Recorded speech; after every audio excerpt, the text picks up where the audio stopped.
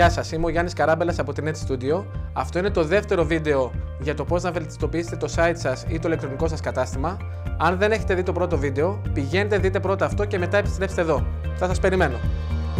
Η ανταπόκριση που λάβαμε στο πρώτο βίντεο ήταν τεράστια και αυτό είναι που μας ενθαρρύνει να προχωρήσουμε να κάνουμε άλλα δύο βίντεο, ξεκινώντας με αυτό, όπου θα μπούμε σε μεγαλύτερο βάθος, θα αναλύσουμε αυτά τα 4 κρίσιμα σημεία για κάθε ιστοσελίδα και θα σας δείξουμε πώς μόνοι σας μπορείτε να αξιολογήσετε και να μετρήσετε τη σελίδα σας και να κάνετε και τα πρώτα βήματα για τη βελτιστοποίησή της. Τώρα, ένα ερώτημα που λαμβάνουμε συχνά είναι με ποια προτεραιότητα πρέπει να ξεκινήσει κάποιος. Τι είναι πιο σημαντικό από αυτά τα 4? Η απάντηση είναι ότι και τα 4 είναι εξίσου σημαντικά. Και το από πού θα ξεκινήσετε, μάλλον εξαρτάται από τη δική σας ιστοσελίδα. Αν η ιστοσελίδα σας φορτώνει σε 15 δευτερόλεπτα, τότε ο χρόνος φορτώματος πρέπει να είναι πρώτη προτεραιότητα για σας.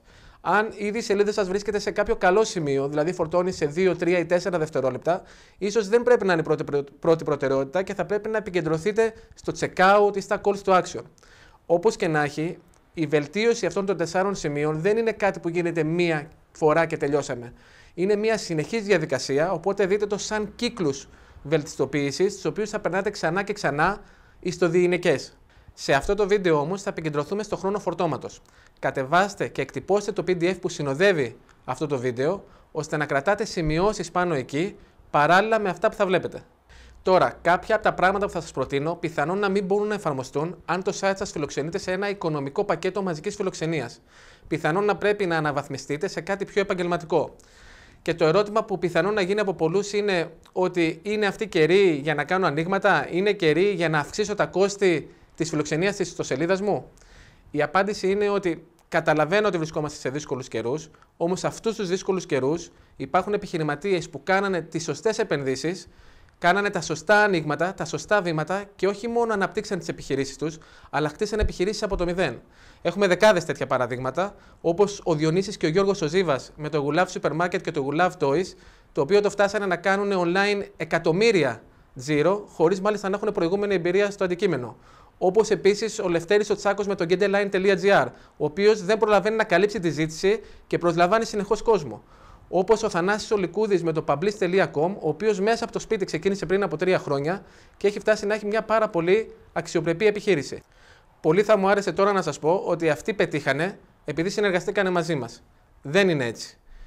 Είχανε πλάνο, είχανε στρατηγική, επιλέξαν τους σωστούς συνεργάτες, ακούσανε και εμάς, θα πετυχαίναν όμως και χωρίς εμάς. Λόγω της δουλειάς που κάνω, μιλάω κάθε μέρα με πάρα πολλούς επιχειρηματίες, είτε μέσω email είτε μέσω τηλεφώνου. Αυτό που βλέπω λοιπόν είναι τη μεγάλη διαφορά που κάνει η διαφορετική νοοτροπία, η διαφορετική αντιμετώπιση της κρίσης. Έτσι, έχουμε πελάτες οι οποίοι πηγαίνουν πάρα πολύ καλά και άλλοι στον ίδιο κλάδο πολλές φορές δεν έχουν τα επιθυμητά αποτελέσματα. Αυτό το βίντεο λοιπόν απευθύνεται σε εσάς που έχετε ένα όραμα για την επιχείρησή σας και θέλετε να πάτε ένα βήμα παρακάτω.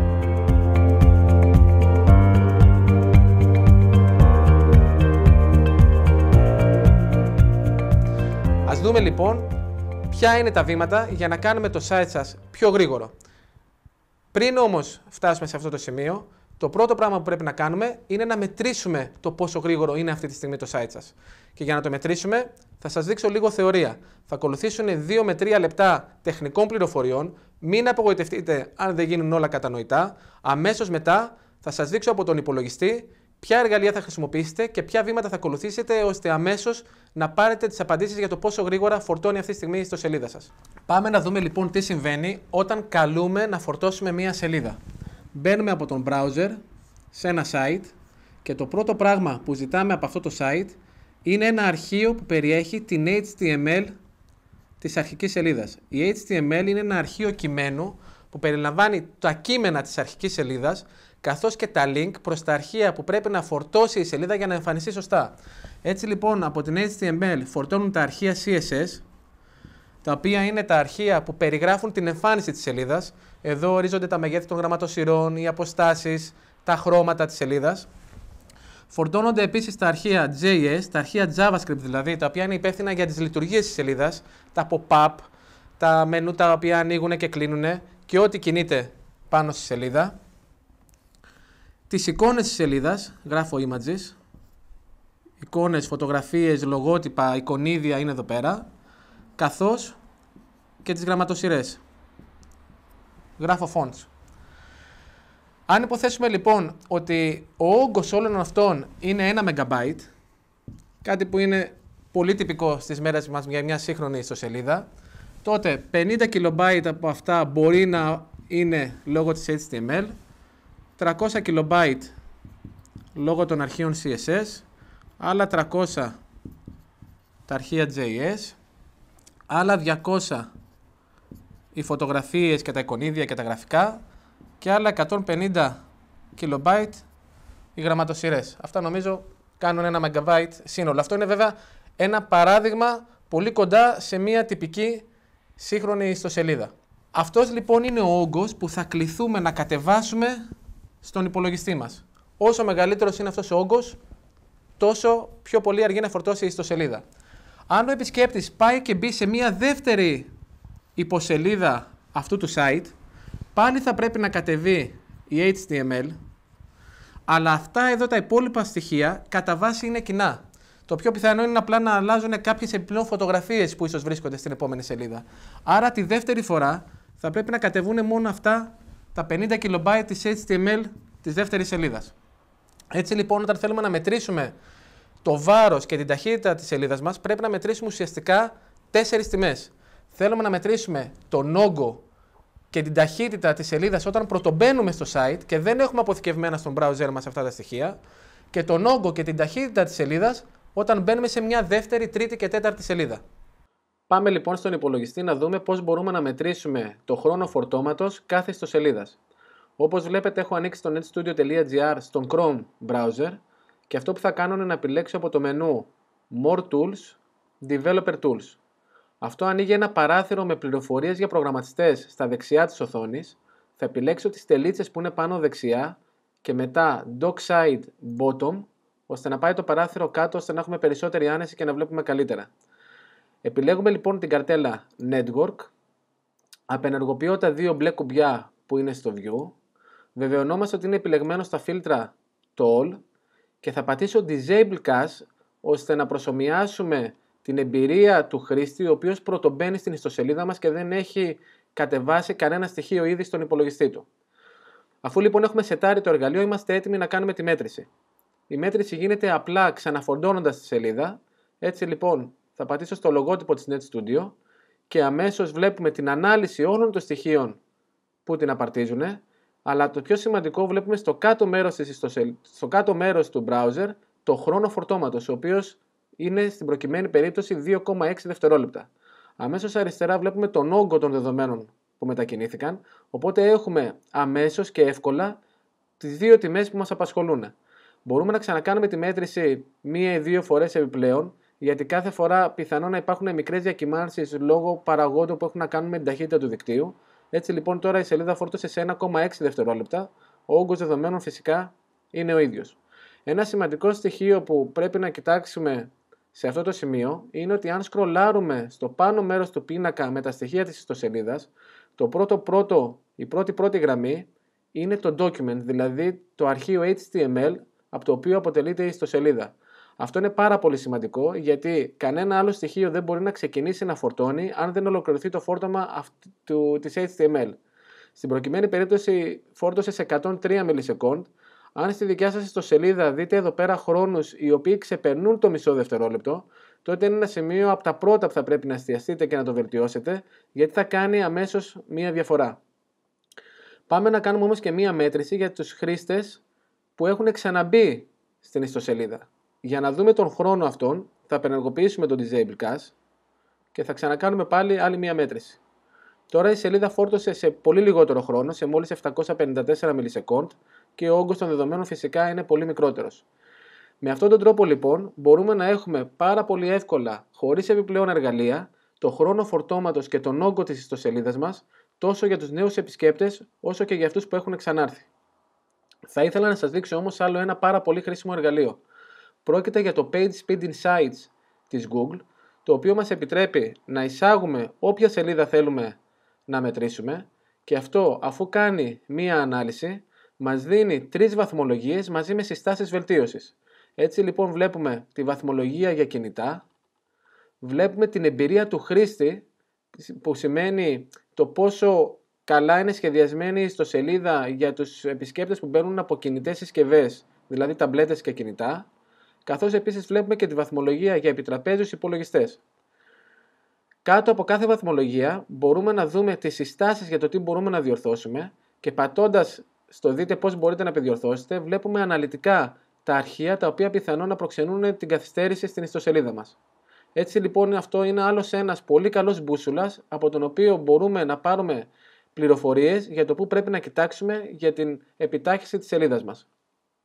Αφού είδαμε λοιπόν πώς μπορείτε να μετρήσετε τον όγκο και την ταχύτητα της σελίδας σας, πάμε να δούμε 5 βασικούς τρόπους για να την κάνουμε πιο γρήγορη. Ο νούμερο 1 είναι η ελάφρυνση της σελίδας. Να αφαιρέσετε δηλαδή από πάνω της τα περιττά στοιχεία. Και πιστέψτε με, οι περισσότερες σελίδες είναι γεμάτες από περιττά στοιχεία. Το νούμερο 1 λοιπόν είναι η ελάφρυνση. Ένας κανόνας που χαριτολογώντας ακολουθούμε είναι αφαίρεσε τα μισά και από αυτά που θα μείνουν αφαίρεσε τα άλλα μισά. Όσο και αν ακούγεται υπερβολικό, αφαιρώντας στοιχεία από τη σελίδα, όχι μόνο την κάνουμε πιο γρήγορη στο φόρτωμα, αλλά την κάνουμε και πιο αποδοτική, γιατί οι επισκέπτες μπορούν πιο εύκολα να εστιαστούν στα σημαντικά της σημεία. Ο δεύτερος τρόπος για να κάνουμε την ιστοσελίδα πιο γρήγορη είναι να αναβαθμίσουμε το πρωτόκολλο σύνδεσης των επισκεπτών με το σερβερ. Τυπικά, οι επισκέπτες συνδέονται με το σερβερ με το πρωτόκολλο HTTP. Με αυτό το πρωτόκολλο, για κάθε στοιχείο το οποίο καλούμαστε να κατεβάσουμε, και μια ιστοσελίδα μπορεί να αποτελείται από δεκάδες ή και εκατοντάδες διαφορετικά στοιχεία, πρέπει στο ξεκίνημα της κλήσης που κάνει ο browser προς το server να γίνει μια σύνδεση και μια ανταλλαγή κάποιων στοιχείων, η οποία τρώει πάρα πολύ χρόνο. Έτσι, πολλές φορές πιο πολύ είναι ο χρόνος που χάνεται σε αυτή την αρχική σύνδεση παρά στο κατέβασμα αυτών των στοιχείων, ειδικά αν αυτά τα στοιχεία είναι μικρού μεγέθους. Αυτό το πρόβλημα έρχεται να το λύσει η νέα έκδοση του πρωτοκόλλου HTTP, το HTTP 2, καθώς και το πρωτόκολλο SPDY. Με αυτά τα πρωτόκολλα γίνεται μία φορά σύνδεση με το σερβερ και όλα τα υπόλοιπα στοιχεία έρχονται χωρίς να χαθεί αυτός ο περιττός χρόνος. Για να μπορέσουμε να έχουμε και να λειτουργεί η ιστοσελίδα μας με αυτό το πρωτόκολλο, πρέπει πάνω στο σερβερ να είναι εγκατεστημένο ένα SSL, ένα πιστοποιητικό ασφαλείας. Αυτό που κάνει είναι ότι κρυπτογραφεί τη σύνδεση από τον επισκέπτη μέχρι τον σερβερ και τα δεδομένα δεν μπορούν να διαβαστούν από όλους τους ενδιάμεσους παρόχους. Έτσι λοιπόν έχουμε δύο παράπλευρα ωφέλη εδώ. Πρώτον, ανάβει ένα πράσινο λουκέτο στο πάνω μέρος του browser, σαν αυτό που βλέπετε στη δικιά μας σελίδα αυτή τη στιγμή. Ο επισκέπτης αισθάνεται λοιπόν πιο ασφαλής να δώσει τα στοιχεία του και να ολοκληρώσει το checkout ή να συμπληρώσει τη φόρμα επικοινωνίας. Και δεύτερον, ακόμα και η Google έχει ανακοινώσει επίσημα ότι τα site τα οποία χρησιμοποιούν ασφαλή σύνδεση θα έχουν μια καλύτερη κατάταξη στα αποτελέσματά της. Ο τρίτος τρόπος για να κάνουμε την ιστοσελίδα μας πιο γρήγορη είναι να ενεργοποιήσουμε πάνω στο σερβερ το πρωτόκολλο συμπίεσης gzip. Θα το γράψω με μπλε χρώμα για να δείτε ποια στοιχεία αφορά. Το gzip αυτό που κάνει είναι ότι συμπιέζει τα στοιχεία πάνω στο σερβερ πριν τα αποστείλει και μειώνει το μέγεθός τους στο 1/5. Τα στοιχεία τα οποία μπορούν να συμπιεστούν με αυτό το πρωτόκολλο είναι τα αρχεία JS, τα αρχεία CSS και HTML. Από αυτά λοιπόν τα στοιχεία μπορούμε να γλιτώσουμε τα 4/5 του μεγέθους τους αν έχουμε ενεργοποιημένο το gzip πάνω στο σερβερ. Ο τέταρτος τρόπος για να βελτιστοποιήσουμε την ταχύτητα της ιστοσελίδας σας είναι να έχουμε ορίσει πάνω στο σερβερ, και θα το γράψω με κόκκινο τώρα αυτό, τα σωστά expire headers. Expire headers είναι οι οδηγίες που δίνει ο σερβερ καθώς στέλνει τα στοιχεία της ιστοσελίδας στο browser για το ποια από αυτά θα αποθηκεύσει ώστε να μην χρειαστεί ο επισκέπτης να τα ξανακατεβάσει. Αυτό αφορά τις γραμματοσυρές, τις εικόνες, τα αρχεία JS και τα αρχεία CSS. Και τέλος, ο πέμπτος τρόπος έχει να κάνει με τη γλώσσα προγραμματισμού που είναι φτιαγμένο το site σας και αφορά τα site τα οποία βασίζονται σε σύστημα διαχείρισης περιεχομένου όπως Joomla, WordPress, Drupal, Magento, PrestaShop, OpenCart και πολλά άλλα, τα οποία για να δημιουργήσουν τη σελίδα HTML πρέπει να τρέξουν στο σερβερ PHP και να φέρουν δεδομένα από τη βάση δεδομένων MySQL. Εδώ λοιπόν πρέπει να είστε στις τελευταίες εκδόσεις αυτών των συστημάτων και αυτά να είναι βελτιστοποιημένα για τη βέλτιστη ταχύτητα, ώστε να έχουμε αμέσως την αποστολή της HTML σελίδας χωρίς καμία καθυστέρηση. Για τη βελτιστοποίηση αυτών των τεχνολογιών, σίγουρα χρειάζεστε έναν server administrator. Αν δεν έχετε, θα χαρούμε πολύ να επικοινωνήσετε μαζί μας και να σας παρέχουμε εμείς αυτή την υπηρεσία. Αυτά τα 5 σημεία είναι οι βασικοί τρόποι για να κάνετε βελτιστοποίηση στην ταχύτητα του site σας. Σίγουρα υπάρχουν και άλλα σημεία τα οποία μπορείτε να κοιτάξετε. Ξεκινήστε όμως από εδώ. Αυτά είναι που προτείνει και η Google. Αυτά είναι τα πρώτα σημεία που και εμείς κοιτάμε όταν θέλουμε να κάνουμε ένα site πιο γρήγορο. Τώρα, αν το site σας είναι ένα blog ή κάποιο ερασιτεχνικό site, πιθανόν να μην αξίζει να μπείτε στη διαδικασία αυτή, στο κόστος, στο χρόνο και στην επένδυση ενέργειας που χρειάζεται για να πετύχετε αυτές τις βελτιστοποίησεις.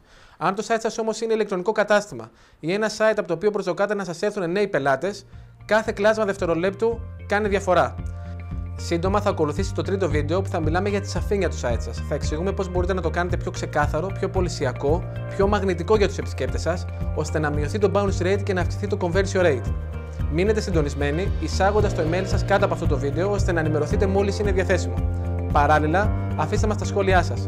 Πείτε μας τι δεν ήταν κατανοητό, πείτε μας αν μετρήσατε τον όγκο του site σας, τι όγκο έχει και πόσο χρόνο κάνει να φορτώσει και κάντε μας like. Θα σας δω σύντομα.